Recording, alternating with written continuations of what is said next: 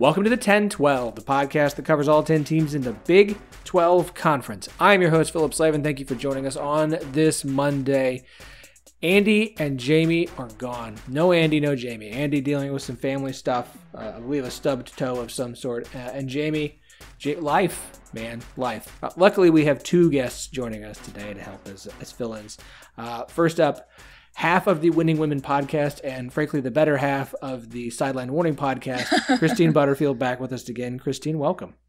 Thank you for having me. I love talking Big 12 basketball, so I'm going to be more excited to be back. Yes, this is a nice tease. This is a Big 12 basketball show today. Our last big one of the season, what with the season basically wrapping up tonight. Also joining us, our good friend and recent constant collaborator, Colin Post of TCU 360, calling us from the road. Colin, welcome. What's going on, Philip? Thanks for having me again. Yeah, calling from the road, so if you hear a beeping, that's probably like my lane thing, but I promise I'm driving safe, eyes on the road, but excited to talk to some basketball tonight, so nothing changing. Yeah, you no video on, so that's good. Just eyes on the road. You pay attention to what you're doing. I don't want to be responsible for like a wreck or something that I'll never be able to book a guest again. That would be terrible. All right, guys. Before we dive into our long list of conversations, I mean, we have to talk about Saturday night. We took a year off. We didn't get an NCAA tournament for a year. Mm-hmm. And I'm not saying that game makes up for not having a tournament, but if that's our gift of like, hey, we're really sorry, here you go. That's not a bad compilation. That's not a bad like, hey, we screwed up your meal. Here's a free meal next time. It's not a bad compilation getting a game that was that close, that good for overtime as well, and then to get that kind of shot to seal it was, I mean, if you missed it, you're going to be kicking yourself forever. Yeah, first of all, March Madness is my favorite sporting event of the year. So for that to not have happened last season, I have been gearing up for this year for a very long time. And for us to be able to see a game that looked like that was that competitive against a team that has basically blown out every other team to date was amazing. That's the kind of Final Four matchup that you dream of and you wish for. And it's just great that came into fruition on Saturday. And I mean, Jalen Suggs, we just need to talk about him for a second because rightfully so, I think a lot of eyes have been on Cade Cunningham for a while as a top draft pick. But I think Jalen Suggs has proved that he can definitely make it happen in the NBA. Making a shot like that in the final seconds of overtime just shows his poise, and man, I can't get over it. I told you guys before this started, I need to rewatch that game like 5 more times because it was just that good, and I want to spend that time analyzing it. It was just incredible. I couldn't agree more. March Madness, I tweeted about this last night. Shameless plug on my Twitter account at ColinP3, but there just is no comparison to what happened last night. I mean, the Super Bowl, I love it. It is awesome. The World Series, we won't talk about the Astros, my hometown, but I mean, I love them all. I love them all. Sports is amazing. But last night, I just want to break down why I think last night was so perfect.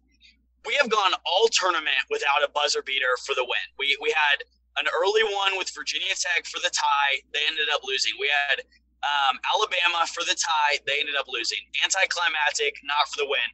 This whole tournament, we have missed out on moments that will live in YouTube videos for the rest of time. As great as this tournament has been, we have not had many moments like that because there have been a lack of clutch shots. Games have ended on free throws. We talked about this last time I was on this podcast. Last night, following what was supposed to be the game of the night, U of H Baylor, an absolute, sorry to curse, but shit show. I mean, Baylor just came out and ran the Cougars. They ran them. And that was supposed to be it. I looked at my brother-in-law and I said, this night will no longer be interesting. We have 2 blowouts on our hands. Look forward to Monday. So that happened. And then we get an overtime game where an 18-year-old who is the most likable superstar on the planet, not arrogant, loves his team, willing to do whatever. Not only does he make a block and an assist that lead to the game going to overtime, which was arguably the most NBA-ready play that you've seen all season from any player. Mm-hmm. But then his coach says, I don't care that you're 18. I'm not calling timeout. You're winning this game for us. And he pulled up from 30 feet and then went up and got up on the table like Dwayne Wade and said, Gonzaga's for real. Welcome to March. I mean, we don't deserve that. We as basketball fans, we didn't deserve that moment. And that was amazing. We absolutely did. Are you kidding me? We absolutely deserve that moment. But we don't. We do. No, we do. We did. I'm just thankful it happened. My point is that it was just so good that it feels like just too good. Like, it was just so, wow. I've been buzzing since it. I'm not a Gonzaga fan, but Jalen Suggs, thank you, man. I mean, wow. What a moment. What a moment. Oh, yeah. No, me too. I've never been the biggest Gonzaga stan ever. I don't know. Like, I feel like Gonzaga is kind of like the Clemson of college basketball. They're very new money, but just their performance that they've had this entire season and even the other night was just incredible. And like I said, I think Jalen Suggs has definitely made his argument to why he would be like one of the best picks you can get out of this draft with just how composed he was taking that shot. I'm just smiling thinking about it. It was incredible. Didn't Skip Bayless say something about how like it was just a lucky shot or something? No, hold up. We're not doing Skip Bayless. He does not. He gets. He doesn't deserve our airtime. Screw that guy. All right, this is a Big 12 show, not a let's analyze assheads show. I'm going to use a curse word as well. Sorry, I thought we lost you, Philip. No, it's okay. To get that game and still get the championship matchup that we have been building toward all season between Gonzaga and Baylor is like it would have been like if UCLA had hit that shot, that would be awesome. But to get that shot, that game, and still get to have the championship matchup we've all been waiting for is beautiful. It's beautiful. And we'll talk about Gonzaga Baylor here a little bit right at the end of the show, and we'll make our picks for that matchup tonight. Before we dive headfirst into Big 12, because we're going to talk a lot about coaching changes, obviously at Texas and Texas Tech and Oklahoma. Last week, I really got to stop teasing things. Every time I tease things on this show, either I tease a guest and they fall through, or I tease a topic and then it doesn't happen. Last week, I teased something about the refs, and we wrapped up recording, and I immediately went, damn it, because I realized I had forgotten to actually do the bit. So Jamie and Andy aren't here, but our good friends Colin and Christine are going to fill in. So here's the deal. One of my biggest takeaways from this college basketball season as a whole is that refs are incapable of accurately calling charges and blocks. It's too subjective, it's too difficult, it's too hard for them to do. And some of it's their fault, some of it's the way the rules are written, period. Okay? It's really not great. And so I have decided that, part of the problem is if you watch the refs when they get to call a charge, I think they are excited about it. That is that fist pump. I mean, you see some of them, they look like Tiger Woods just won the Masters, the way they throw that fist. Like, they are so just like, yeah, I'm getting off on this. And the crowd that's half full is going wild. I'm going home and sleeping great tonight. So to me, the only way to really fix this problem, this charge call and block call problem, is to make the charge call gesture so ridiculous that the refs will be less inclined to actually make the call because they don't want to have to do whatever this new gesture is. Because the fist pump is awesome, folks. It's almost a jab if you watch the way they do it. Some guys just get into it. So each of us have brought our proposed new gesture. I'm going to start with mine so that since Colin was invited on a little bit late to fill in, he's got a minute to think about his a little bit later. So here, if you've ever done shadow puppets before, you have your bunny, and you have your other little animals. If you want to do a bird, you put your two hands together, you cross them opposite. You got 4 fingers is your wings, and your thumbs meet in the middle to be the beak. And then you fly the bird up into the air to make a shadow puppet. But you really got to emphasize it. You got to bring it together, very dramatic fashion, and flap those wings rather vigorously. Now look, I get that it doesn't carry as well in audio to do hand gestures like this, so don't worry, I'll put the actual thing on Twitter. But I want to watch somebody have to shadow puppet a bird up into the air to do a charge call, because not only is it weird and goofy looking, people are going to make fun of you the entire time you do it. Okay, respect. So whenever I think of a charge call, I think of something that needs to be very direct, very obvious as to not get confused. with anything else. And what is a staple to gestures more than a very typical dance called the Macarena? I think they should have to do the Macarena, and then when they finish it up, they hand over the ball. The whole thing? Just like the one round. And then hand over the ball. Run it up. The whole thing. I need the whole thing. Yeah. So you go through every hand movement. Exactly. So like if that's your like if you're trying to get less charges, there's no way a ref's gonna want to do a Macarena on the court. That'll be mine. That's my pick. Very good. But before I say mine, I just have to echo. I honestly haven't thought much about the charge thing until you bring this up, Phil. But now that I think about it, I really agree. And I honestly have the same beef with MLB umps with calling outs at the plate. I think they get amped on the motion, the crowd's energy. They're like, oh, the crowd's gonna go nuts. I'm calling this dude out. And I think runners have been gypped over the course of history because that the review rule kind of helps runners out a little bit more now. But anyway, I've had that same beef with the MLB for a while now, and so I like the point a lot. And I have mine. I love it so much. I'm gonna say it, but as I think about it, this actually might make the refs more hype about calling charges. So you guys can be the judge of whether this is good or not, but I like it a lot.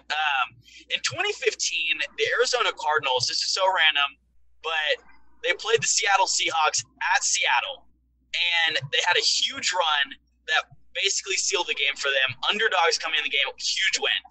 And on that run, on the sideline, backup quarterback for the Arizona Cardinals, Drew Stanton, this clip went viral. He did this, like, arm windmill 3 times into, like, a squat where he then, like, pumped his fist, like, and looked at the ground. I mean, it is the if you haven't seen it, you got to go look it up. Drew Stanton, Arizona Cardinals sideline dance. It is hilarious. I don't know what was going through his mind, but, like, after that game, the Twitter was going nuts about him. And if refs had to do that every charge, like, literally, I don't care if you got the charge taken on you or you got the call, like, everyone's laughing in the building. Like, it would be hilarious. Runners up in this would have also been Spirit Fingers. No, Spirit Fingers are always fun. And wet willing yourself as an option as well. Oh, ew. That one might be a little bit too over the line. Hey, you ain't gonna get a charge call. And look, I love a good charge, but it is what it is. We gotta cut down on this stuff. We gotta really cut down on this stuff. Okay, time to talk Big 12 for real. So let's start with the big story from this week. Of course, our episode goes up on Thursday morning, and in it, I'm like, I figure he'll have, if Chris Beard is the head coach at Texas, we'll know by Monday, press conference Tuesday. There's no way they'll have it decided on the first. Old takes exposed me. It's fine. It's fine. That deal got done so fast that, and look, let's back this up for a minute. For Texas, this is the opposite of what happened with Urban Meyer. They wanted their guy. They went and they got their guy. And now Texas is feeling really good. They got Chris Beard. They got the guy they wanted. They got him at really a relatively good deal. It's a 7-year deal for $35 million. Yes, there are other incentives in there as well, which will probably means he'll probably make more than the $3 million a year he's going to make. I'm sorry, that's wrong. I'm not good at math. Leave me alone. $5 million a year he's going to make. Good grief. But it still doesn't feel like it's significantly more than what he was going to make at Texas Tech. Like, it's not like, he made in 2019, 2020, $5.1 million. Now that's his base plus incentives. Now he took a bit of a cut because of the pandemic, and I think his base for this coming year was going to be like 4.4. But the incentives for him to make $5+ million. Even with incentives, Texas isn't suddenly paying him a significantly more money than Texas Tech was. So obviously money not an issue, and he has said as such. So for Texas, you get your guy. You're not paying him more than Sarkisian. You're not having to go into the $6 million realm, which is kind of where I thought they might have to go for this. You get your guy. You get him on a good deal. You get him in there quick. It all seems to go fairly smoothly. I mean, for Texas, this feels all win-win-win, other than the fact that, you're going to have to take him and go play in Lubbock every year, which is going to be fun.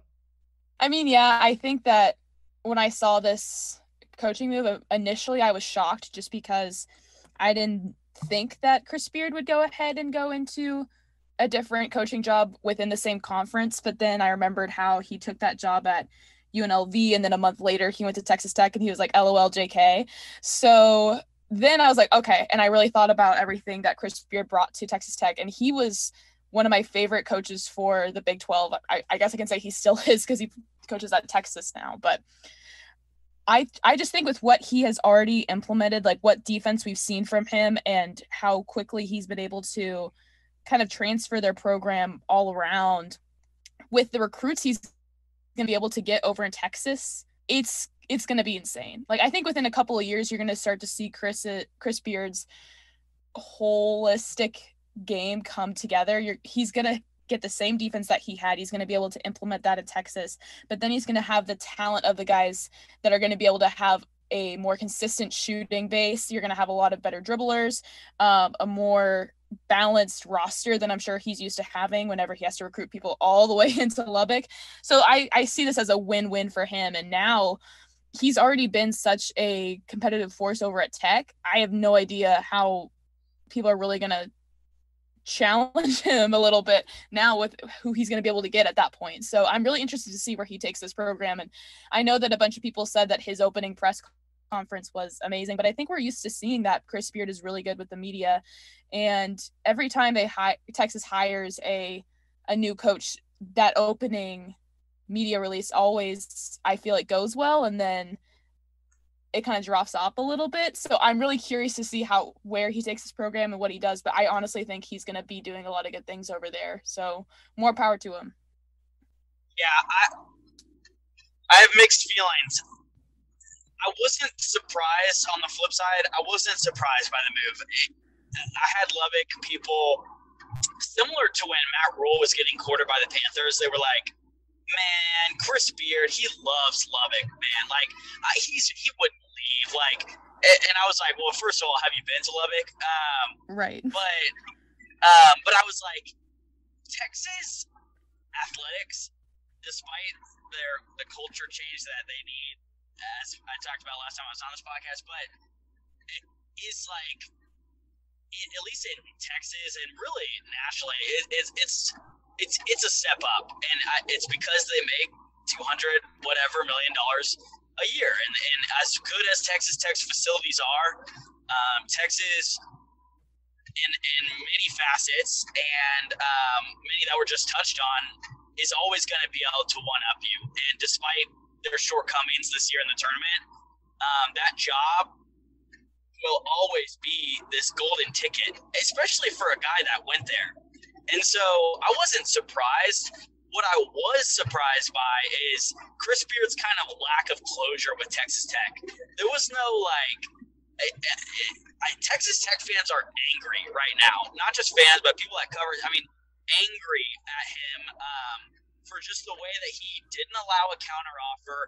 He didn't, it seemed like there was very little heads up. And then he really had the closure fans wanted with a letter of, thanks to them. And so I don't understand it, but at the same time, that combined with his press conference, like, he kind of seems like he has some sort of chip on his shoulder right now, which is weird for a coach. You don't normally say that, but it finally kind of felt like he was like, this is no lovey-dovey, I'm leaving Lubbock, let me just go in my padded, court at Texas. It's like, no, I'm going to Texas and I'm fixing this. Like, they couldn't get it done under Shaka. I'm the guy.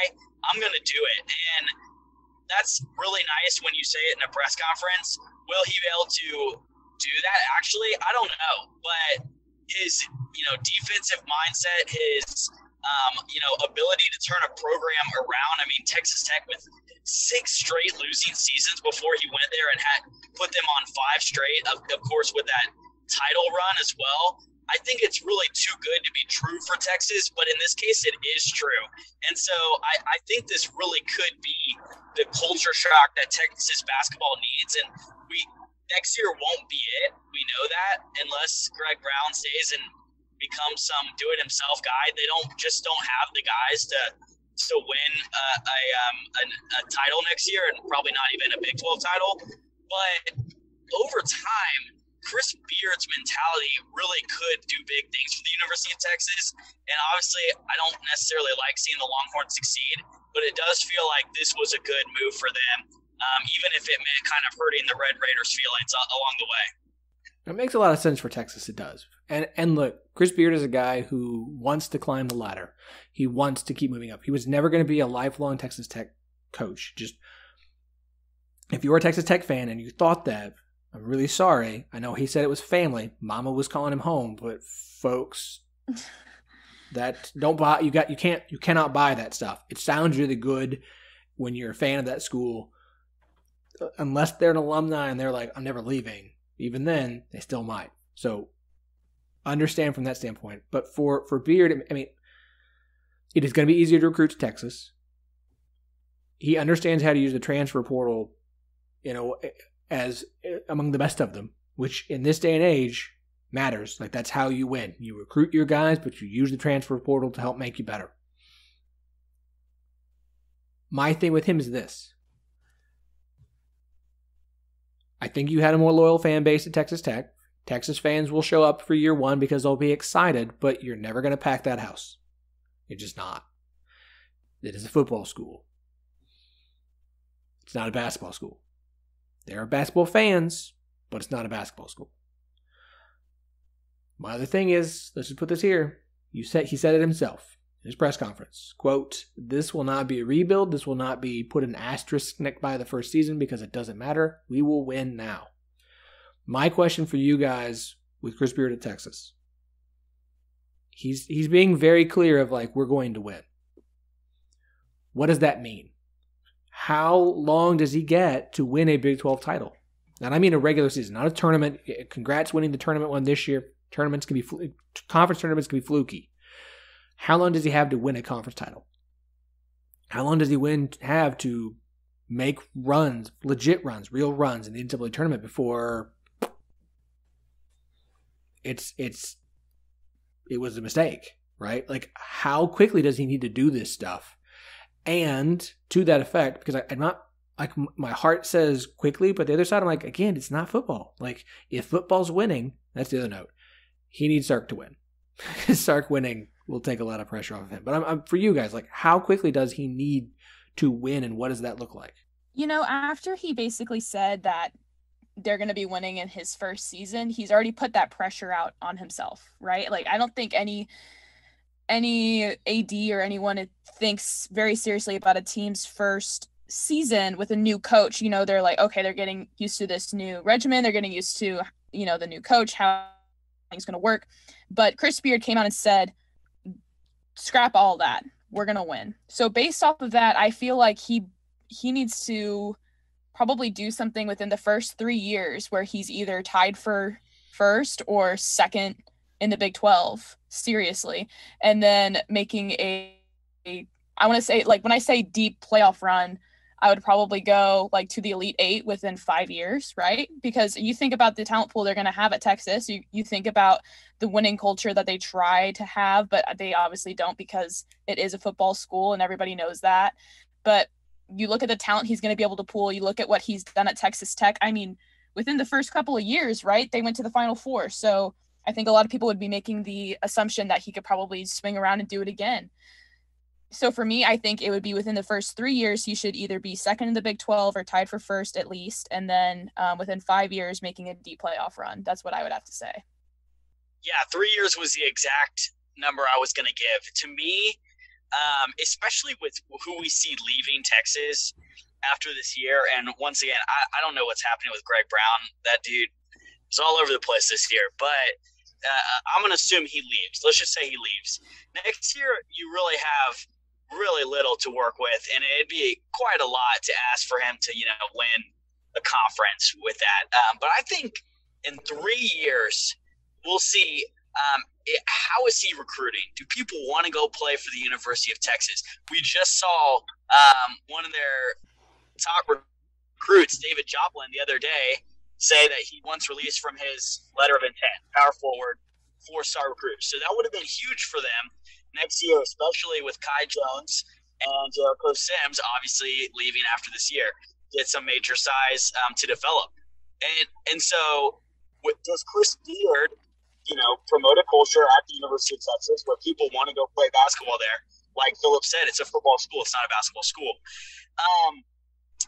And then also, are we seeing a difference in the way,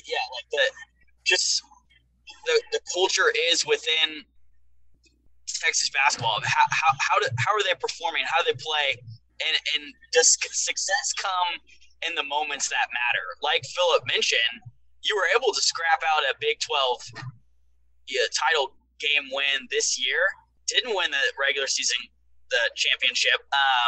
And then you lost in the first round to ACU. And so overall, not exactly when we look back on this year, we might see Big 12 championship, but nobody's looking back on 2021 as a success year for Texas basketball. And so when it matters, is Texas basketball able to get it done? And with the resources they have, that should be evident in 3 years. And so I think that's kind of what I would say. I agree with Christine. That kind of run, and then if he does, where is he doing in 5, et cetera, around what Shaka did. I will say, once even though, like I said, it wasn't necessarily a success, Shaka did still win the Big 12 championship game this year. And so it's not like we're bringing Chris Beard in after Texas was, 8-12 this year. Like, they were a good basketball team. And so tension is still a little high with that. And so I would say his leash is probably even shorter than normal, than even maybe when Shaka came in, because of just what happened this year and what a letdown that was. So this meeting apparently got done that Thursday morning at the Comfort Inn in Plainview between Chris Cavalcante and Beard.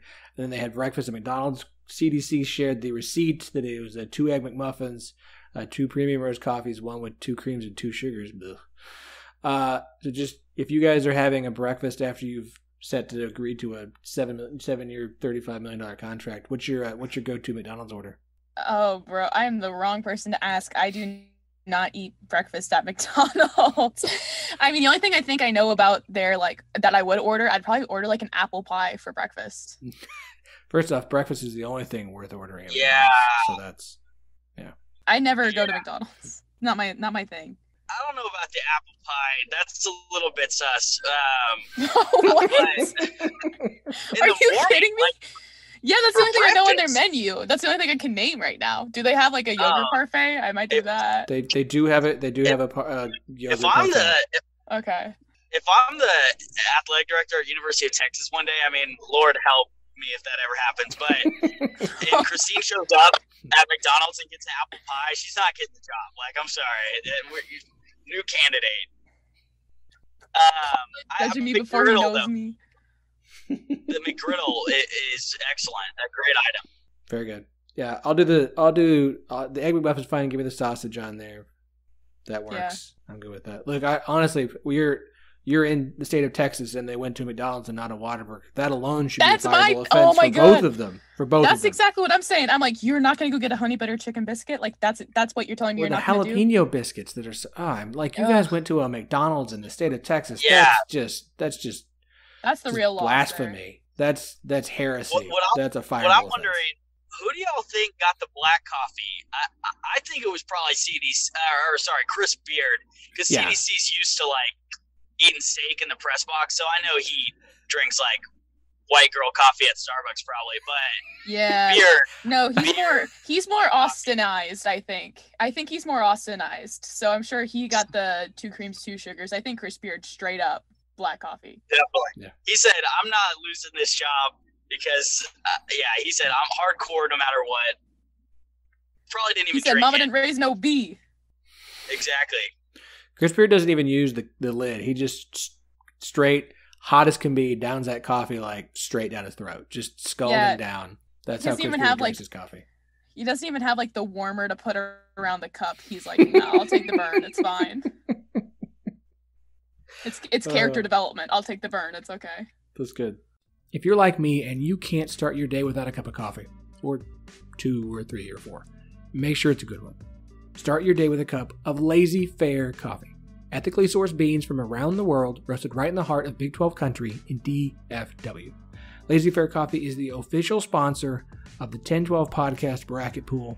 Really appreciate them helping us out, and they have donated a few bags of their delicious coffee for our little our bracket challenge. You can still get a great deal on a great bag of beans for yourself. Go to lazyfaircoffee.com, LAZYFAIR coffee. Use the promo code 1012 TEN12 at checkout. Get 10% off of your order. There are 5 great bags to choose from: Cafe Cubano, Good Morning Vietnam, Tanzanian Delight, Cafe New Guinea, and the Honduran Sunrise. Whatever you like, whatever style of coffee, whatever flavor you like, you're going to find something for you here. So go to Lazy Fair, grab a bag, grab 2, check out the other products that they have as well. Use the promo code 1012, get 10% off your order, and be enjoying a really good cup of coffee to start your morning right away. Okay, so let's move on to the other side of this, Texas Tech. Look, you guys have kind of mentioned it, and there's a certain amount of like, I do feel bad for Texas Tech. Again, he was offered a lifetime contract, essentially. Lifetime contracts, we'll talk about that a bit. He was offered a lifetime contract, he said no. He didn't give them an opportunity. I get the point of like, well, he didn't give us a chance to counteroffer. You offered him a lifetime contract. Like, what counteroffer are you going to come back with? More money? He was dead set on Texas. Like, he was dead set on Texas. He was going to Texas. Happening. Right. So there was no rebuttal. It's not coming.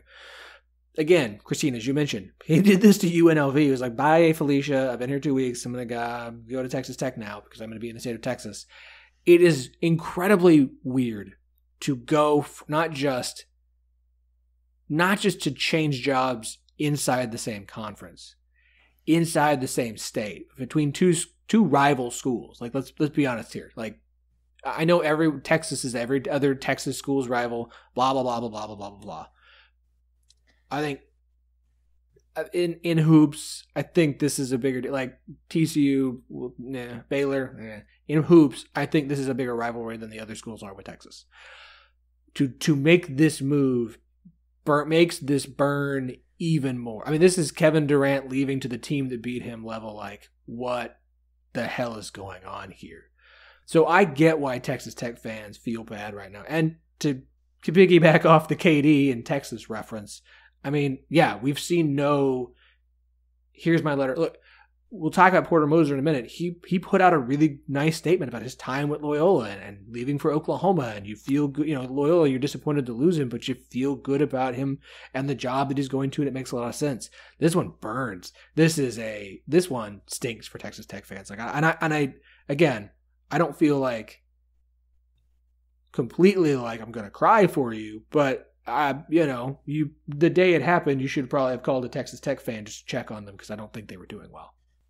Yeah, you can see both sides of this for sure, because you have to think about the fact that obviously, even though Chris Beard made the whole thing about coming home and how this is, like his first place he coached, so now he's coming back there, even though he made those statements, for sure that that's not where he's ending his coaching career.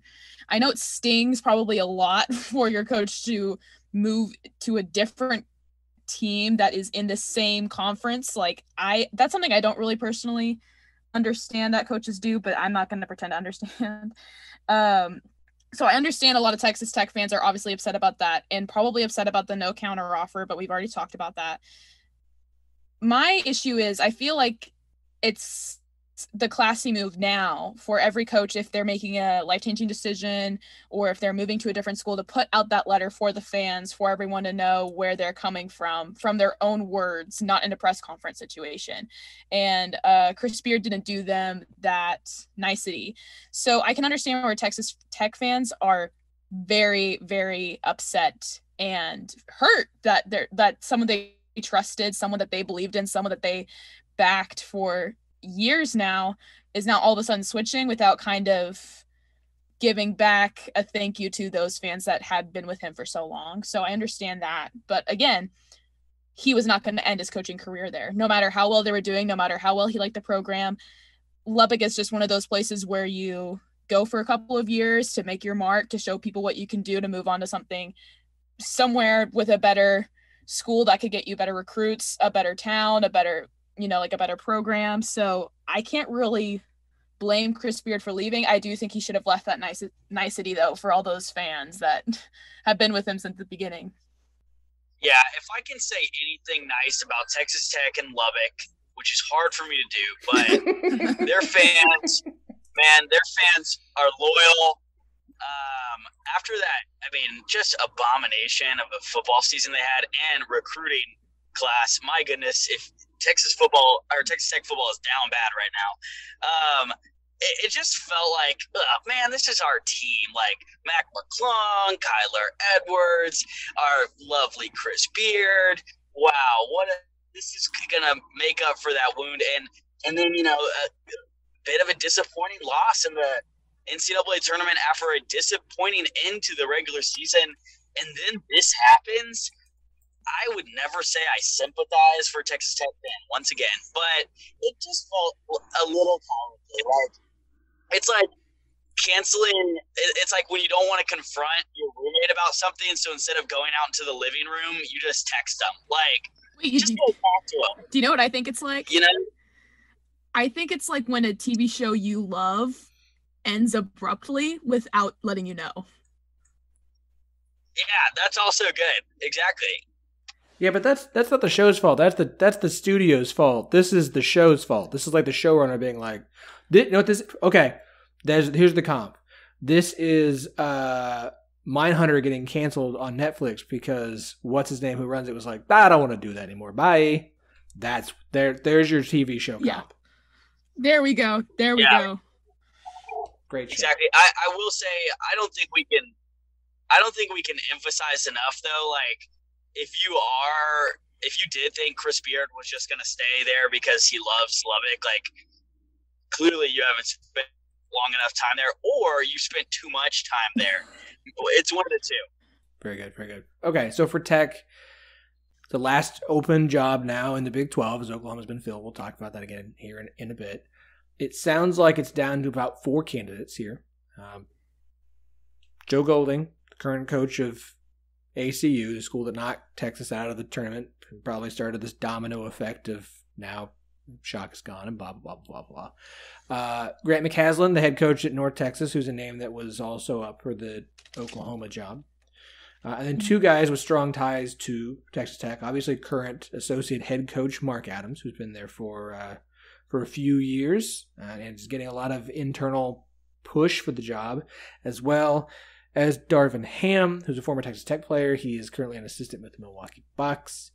He's the guy that you're seeing has apparently reportedly gotten an interview. This feels like the 4 names we're hearing the most. And I mean, look, we could have a late contender pop up, but it does feel like one of these 4 guys will probably be the head coach at Texas Tech. You guys' thoughts on if you were the AD at Texas Tech and these are the 4 guys on your list, which one is the one you're going with, or what is the scenario you're trying to put together here for the Red Raiders to keep them moving forward? Yeah, I mean, as far as an internal hire goes, I don't think that's the right move for them, considering that, since Chris Beard left, I don't think you would want to basically go in the same direction that Chris Beard was going with that program. So personally for me, I wouldn't hire from within.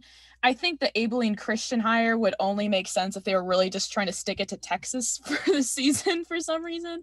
Because, I mean, Joe Golding's good. He only made an appearance in the 18-19 NCAA tournament, and then again, obviously this season where they beat Texas. So I don't think that they've done enough in their program to show that he'd be able to be successful in Texas Tech, or even in like as a competitive of a conference that the Big 12 is in. I do like Grant McCasland from North Texas, though. I think his program is a very interesting one, and I think that he's shown that they can do well in these competitive situations. And obviously he has ties to Texas. I know Abilene Christian does too, but he has bigger ties to Texas from kind of where they base their recruiting out of. Probably going to be able to know a lot more names and be able to kind of get that pool going a little bit. And again, I mean, I know that Darvin Ham also was in that list. So I think he could be good based on the fact that I think Texas Tech fans would all kind of come around him. And because he used to play there, they would just automatically feel drawn to him because there's someone that they know and someone I feel like they can trust. And I think that's going to be a big thing moving forward with their program now, is trying to find a coach that they can trust after this Chris Beard situation. But so for me, I would either go with Grant McCasland or Darvin Ham. When I look at this situation, I'm reminded of Pat Mahomes' tweet after Beard was announced to Texas that Texas Tech can't have nice things. And no disrespect to any of these guys who are lined up for this job, but Texas Tech being, in the national championship just 2 years ago, and whether they deserve it or not, they kind of consider themselves to be a school of basketball prowess now. It feels like there is no just sure choice here. For Texas, it was 100% certain. If we get Chris Beard, we will be in a good place. Texas Tech, I mean, you can break these guys down as much as you want, but there's no sure hire here, which is just kind of cuts deeper and deeper into this. Man, we had a nice thing. We had some fine china in our living room with Chris Beard, and a Longhorn came in and smashed it. And I will say, for Texas Tech fans who are kind of butthurt right now, the program hire would be the most comfortable thing, which I think is probably why I've been seeing a lot of Tech guys say they want that, because they just kind of feel really hurt right now, and that kind of heals that wound. But I agree with Christine. I don't think that's the smart move. I actually do kind of like Golding at ACU for the simple reason that Texas Tech has been known for their defense and their grittiness the past couple of years since Beard's been at the helm. And ACU was a top 30 defense according to Ken Palm this year. I mean, they weren't really on anybody's radar until the NCAA tournament, but they played some tough competition, including, ironically, Texas Tech early in the year, and hung with them, and they played great defense all year. I think a guy like that is just going to come in and say, no bullshit, like, we don't really have any offensive guys anymore, especially with Kyler Edwards leaving, and I would assume Mac McClung declares for the draft. So let's get, like, a defensive mind and build this program back up, not necessarily to emulate Beard, but to kind of keep with the same, style of play that they've had and has been successful for them. But I do like the North Texas. He's probably a little bit more, I don't want to say, eligible, but probably a better pick in this scenario. So it feels like you can't go wrong, but also there's no assurance here. So I get the idea that the internal hire is not the best idea, but this is one of the most well-regarded associate or assistant coaches in college basketball. It feels like a guy who probably would have gotten a shot sometime soon anyways. So look, if you really look at what Mike Boynton has been doing at Oklahoma State, similar situation, coach leaves kind of abruptly, you are trying to figure something out here, and you've got a guy who's been on staff for a longer period of time. I don't think Mark Adams, if he's the right guy, and it does depend on what, I don't know him enough, and I don't think any of us really know him well enough to be like, yeah, he's going to work or fail. I don't know that it's a bad thing, and I definitely think he should be considered. I've seen him being retained under a staff that put together by Darvin Ham. My concern with Darvin Ham is a guy who has gotten interviews for NBA head coaching jobs. So if he does come, how long does he stay? If this is a guy people think could be a head coach in the NBA, is that what he would prefer to do? So is it going to be he comes to Texas Tech for a few years and does well, but the NBA comes back a calling, and after 4 or 5 years he's off and Texas Tech's going for another head coach? I don't know. That would be my concern with Ham is, is this a job he wants? Or is this his job that everybody thinks he should want because he's a Texas Tech alum who's coaching? I like McCasland. It makes a lot of sense. I do think he's a good coach. I think he's a good hire. Here's the problem. And I think it's the problem that Texas Tech fans are having a hard time with. I don't know that any of these guys are Chris Beard. And what I mean by that is, Texas Tech has not shown a history of getting a guy like this, period, but the ability to just to go and replace him with someone who's just going to keep it going at the same level. I don't think that's possible. I don't. I don't think that's going to happen. And maybe it does. I'm happy to be Old Takes Exposed on this. I'm happy to have Darvin Ham come in and be there for 20 years and Texas Tech rules the Big 12. But I think the reality of the situation is you're looking for the best option to keep Texas Tech as a viable college basketball program that makes the tournament on a regular basis, can win tournament games. I don't know that you're going to get Chris Beard again. I don't know who that is. When Chris Beard was hired, I don't know that we all expected him to do what he did at Texas Tech, but it felt like a really damn good hire. I don't know who that is right now. And maybe it's Grant McCaslin, but he doesn't come in with the same pedigree. Maybe it's Mark Adams, and we find out, no, he's been an excellent head coach in waiting. But I think for Tech fans, the thing you have to do, which is really going to be hard, it's a big ask right now because of what all the emotions you're dealing with, is you're going to have to come after this from a more realistic standpoint of let's just get a good coach in here that keeps Texas Tech good.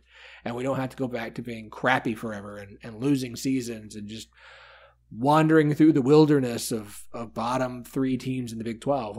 Let Texas Tech stay a viable men's basketball program. And I don't know which one of these options is the best, but and maybe it's just the fan talk about Mark Adams, but I'm not as out on him as you guys are, is my point.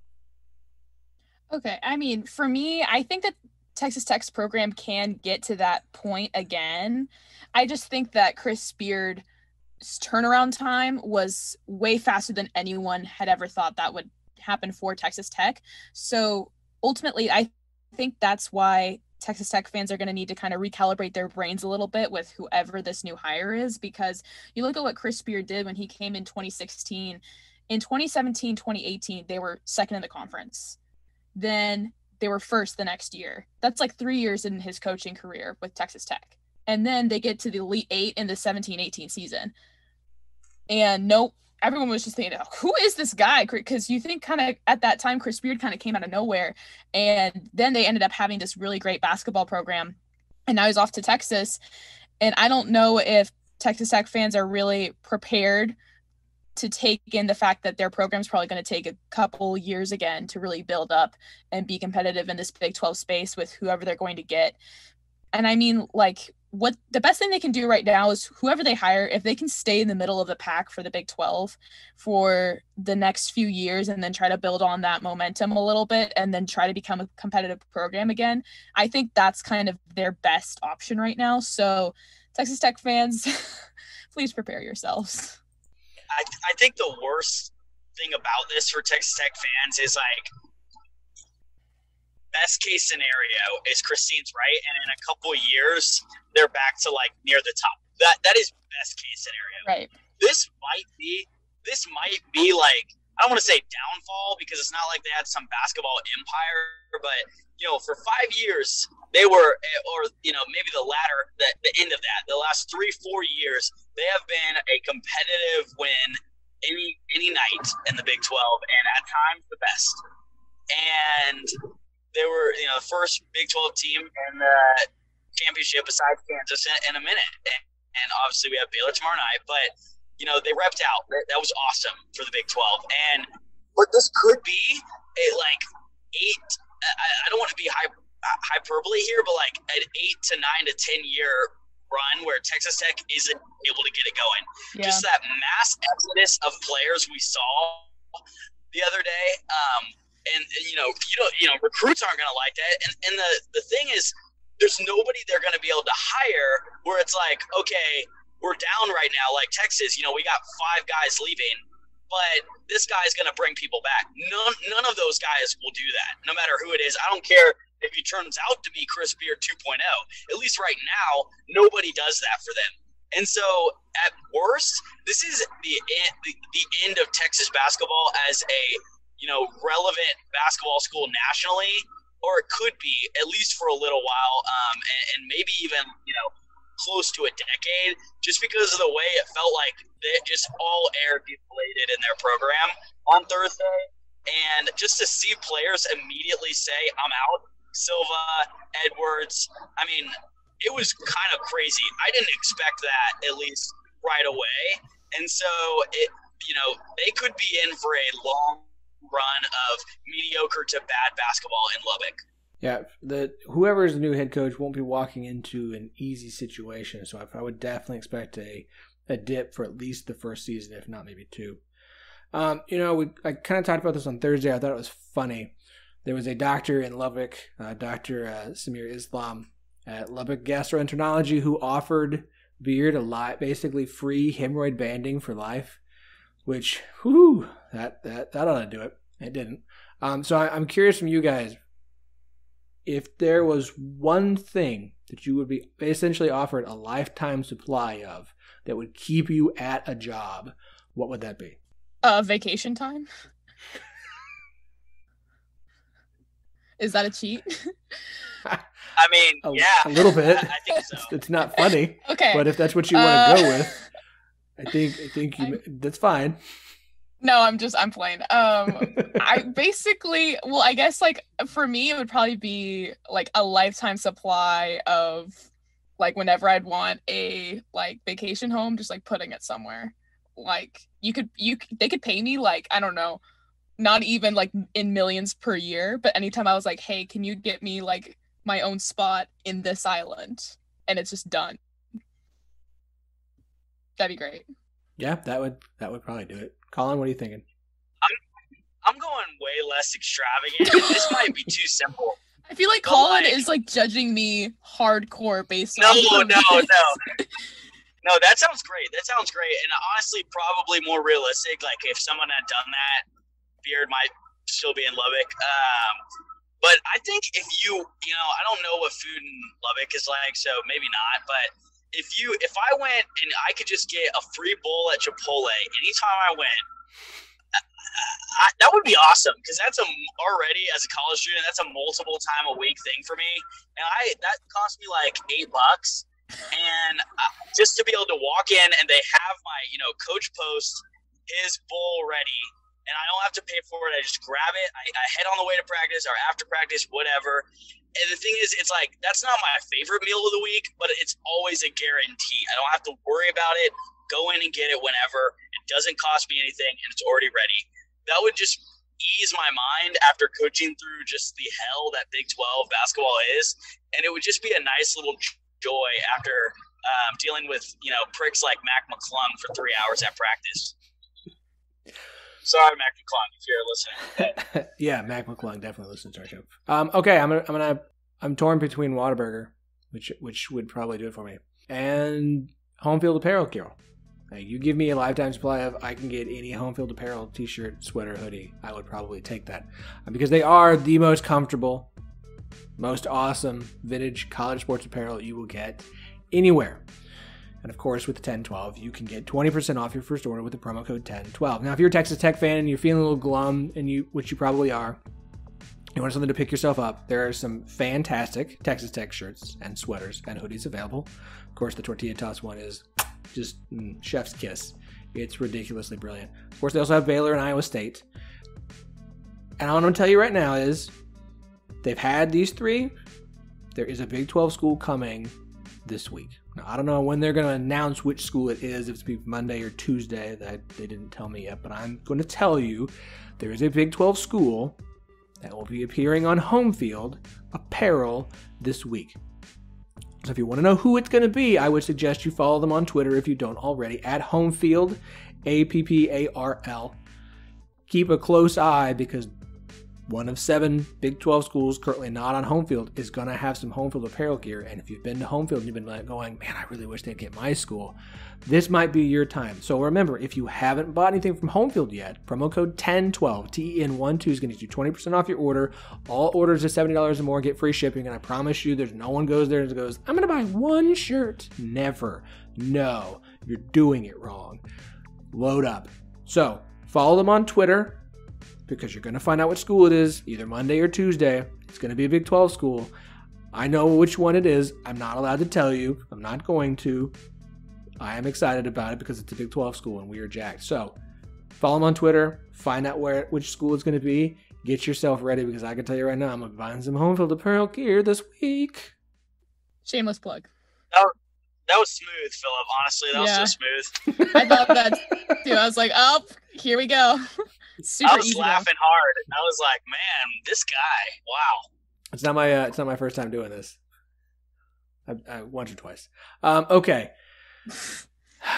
Man, we're gonna go long. That's fine. Let's talk about what I think. I get Chris Beard to Texas. It's what they wanted. Awesome. Bravo. I think the best hire, though, goes to Oklahoma for getting the guy whose name was like, people were like, what about da-da-da? But you didn't really think it was a realistic thing until just a few days before it happened, and Porter Moser's name officially becomes on the list of candidates. And the next thing you know, Oklahoma's new head coach is the man who, in 2 of the last 3 tournaments that have been played, has taken Loyola Chicago to the Sweet 16 and the Final Four. Has gone 99-36 in the last 4 seasons. Was in Loyola Chicago for 10 years. Most wins in school history in 2017-2018. This guy, Castiglione, didn't go for an up-and-comer. He went for who's the best non-Power 5 coach right now that we can go and get. A guy that had, people were talking about Illinois, people were talking about Marquette, people were talking about other schools that had come open. Porter Moser, let me say this. I was surprised. That is an awesome hire. The Big 12 never gets any easier because you just brought in another coach who's been to a Final Four before. This was a knock it out of the park, fantastic hire for Oklahoma. Hands down. Christine, I know this is the school, one of the schools you cover very closely, and I get the feeling you agree with me here on this.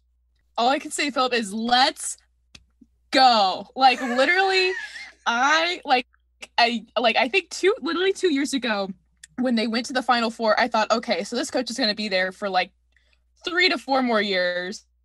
And whoever gets him after the point where like there's this opening and someone gets this up and coming coach, knock out of the park hire. After Lon Kruger decided to retire, I thought Porter Moser is the guy. Like, if this were to happen, this will be the perfect fit for Oklahoma. He's really hot right now. Everyone loves their school. Of course, Sister Jean, we don't know whether she's going to be going to Oklahoma or not. That is yet to be revealed. But I thought that would be a great hire for them to kind of revive the program a little bit. Not saying that Lon Kruger didn't do amazing things for the program, but, the past couple of years, they haven't been as special, or like they haven't been as great as they have been in the past. So I thought that Porter Moser would be the guy to kind of lift them up a little bit. And for Joe Castiglione, to be able to go into Chicago and be like, listen, this is the spot for you. Like, he did his job. And I think that Joe Castiglione is one of the best athletic directors in all of college sports, honestly. And I know that might sound a little bit biased because I cover OU, but frankly, like, on all the moves he's made, all of their programs have seemingly one of the best fits that they could possibly have. And Porter Moser is no outlier there. So very happy that Josie was able to get him to the school. And I can say for one of the first things, I'm so excited to see what happens with this program. Yeah, I don't have much to add. She's the OU expert, and she encapsulated it well. I mean, what a find after losing a 10-year guy like Kruger, especially when you have to compete with Texas. I know they kind of had their target, and UNC, and just like it, and after the success Loyola had, it's like, man, is he going to leave? Just what a find, what a capture for OU. And it feels like, even though you're seeing Reeves and Manick gone next year, feels like a great stepping stone for them to reemerge as one of the Big 12's top basketball schools in the next couple of years. And especially, like I said, with those guys leaving, you don't have to win right now. Obviously, you want to be competitive, but you don't have to be going to the Final Four because you don't have Buddy Hield right now. You don't have a guy like that. And so this guy, what he did at Loyola was awesome and will be remembered by college basketball fans and media forever. And a legendary coach, and especially with Cameron Krutwig leaving, graduating from Loyola, kind of just seeing some of their big guys leave. And so it was a good time. And so, like Christine said, I hope Sister Jean gets to, come sit in presidential suite in Norman, if those exist there. But don't. yeah, I love it. I love the hire. Christina, are you just going to become the new Sister Jean for OU now? That's a bit much, honestly. Well, actually, no. I'd love the clout. But no, I don't think we can get you a blanket and a wheelchair if you want, and that could just be your. Someone could just push me around. Is that the thing you need to keep a job forever? Is to just be promised you get someone to push you around in a wheelchair for? Wouldn't that be sad? Wouldn't that be sad? I mean, I guess if I had all the vacation homes I wanted, then I would do anything. I would sit in a wheelchair and let someone push me around. I don't care. Porter Moser apparently turned down what was reported Loyola Chicago offer of 10 years with escalating contract that starts at $2.2 million, and including perks like season tickets to the Cubs involved in there. Which here's the thing: I know people are probably surprised by this. At some point in the very near future, we're going to do a pod ranking the Big 12 men's basketball jobs, like we did football jobs a couple weeks ago. We're going to rank the Big 12 basketball jobs for the men. And I think you're going to be surprised to see where Oklahoma ranks. And it's probably higher than most people think Oklahoma would rank. OU is a good job. It's a good job. I'm not shocked they landed someone of Porter Moser's quality. I was just shocked that they pulled a guy from Chicago who seemed like he pretty much wanted to stay in and around Chicago and got him to come to Oklahoma. But I do think that also speaks to the quality of the job that Oklahoma has for its men's basketball program. Yeah, no, I completely agree. I mean, they're a Jordan brand, and I know that that's not everything encapsulated in that job, but that's definitely a recruiting tool that I know that they use to their advantage. So that's just something easier that Porter Moser can use to get kids to come there. And I'm sure that he's just excited to be in a Power 5 school. He's shown that what he can do in that kind of lower competitive scenario. And now to be able to have, a better pool of players to pick from and a better pool of talent to be able to implement his strategies in, I think he's really going to thrive. And again, like I said before, for Josie to be able to kind of pull him out of the windy city and bring him to another windier city, I think it shows a lot to how he's able to kind of just fit every coach in the right position for the school. All right, last big topic we're going to hit here. Obviously, Kansas handing out a essentially lifetime contract to Bill Self that includes a clause in which no matter what comes out of this NCAA investigation that basically said that he was cheating, say whatever you want about it, doesn't matter. He can't be fired. They can't fire him for it. So Kansas throwing up what is obviously another giant middle finger at the NCAA. And I feel like at this point they've run out of middle fingers, but they just keep finding them. Literally, it's watching The Office intros and wondering, how does Jim keep finding new pranks for Dwight? That is how many ways that Kansas keeps finding to throw up middle fingers at the NCAA. Just like, you can't do squat to us. Me. Or my daughter's new favorite word, which is no, which I promise you if I had a counter it would break. I don't know what else to say other than it's Bill Self. This isn't shocking. And with the state of college sports and the state of the NCAA and the power or lack of power they really seem to have, school's basically going, yeah, good luck. We're not going to help you. And never work with the NCAA. Look at Oklahoma State. Never work with the NCAA. Just lie. Don't tell my daughters I said that because I'd be a bad daddy. I don't know. What do you guys think? Is it I guess it's one of those things where it's fun to laugh about, but at the end of the day, I'm not all that surprised that this is happening.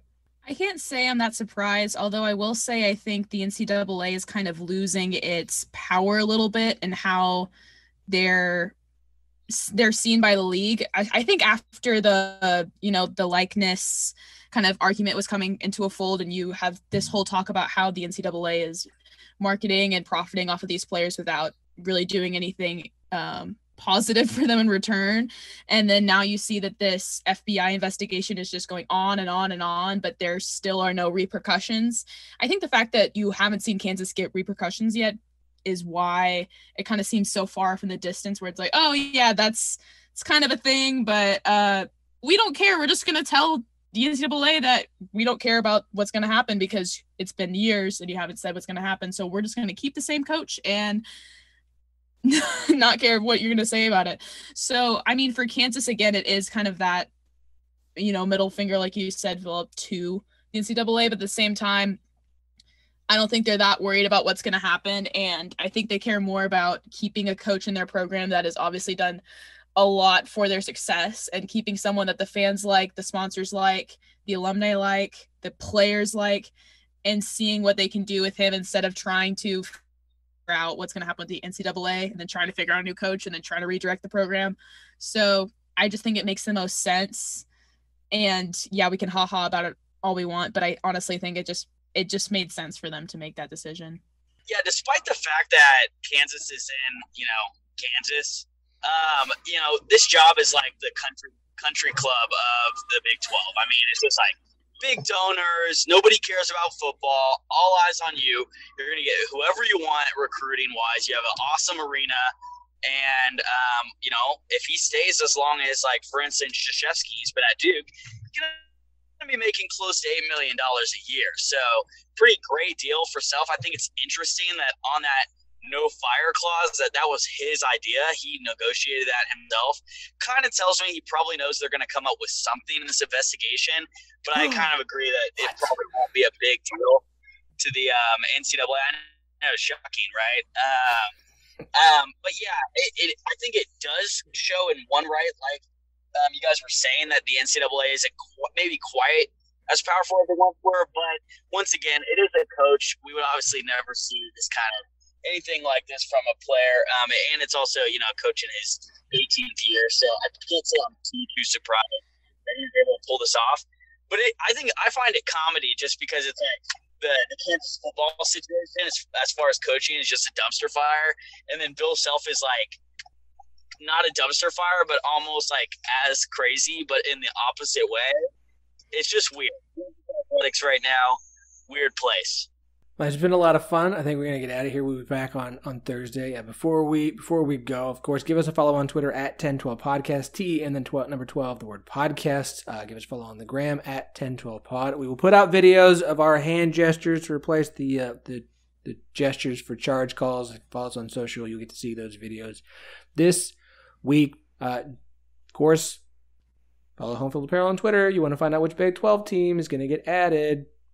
I know. I love knowing things other people don't know. It's such a great petty sense of power that I will enjoy until everyone knows, and then it won't matter at all because that's why it's petty. Do me one other favor.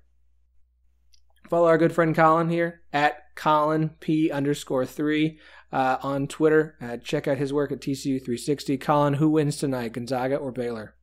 Baylor. Baylor, yeah. Best team in the nation. Go Big 12. Go follow Christine at CB on Sports and check out the Winning Women podcast. A really good show.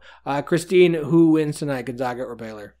Man, I hate going against the Big 12 in situations like this, but I have to go Gonzaga here. I think they've been dominant all season.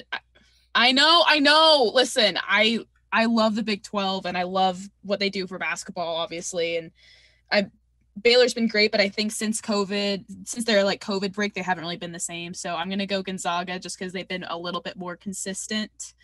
But I kind of hope I'm wrong because I don't really like Gonzaga. So I've got Gonzaga in my 10-12 podcast pool bracket. I'll stick with Gonzaga. If you guys are part of the brackets pool, one of the 70 people who have one, go check it out. It's whoever wins this will decide who finishes top 3 on this and gets some of our awesome prize packs. So follow us on Twitter, subscribe, check out Home Field. We'll be back on Thursday, and we'll talk to you all then.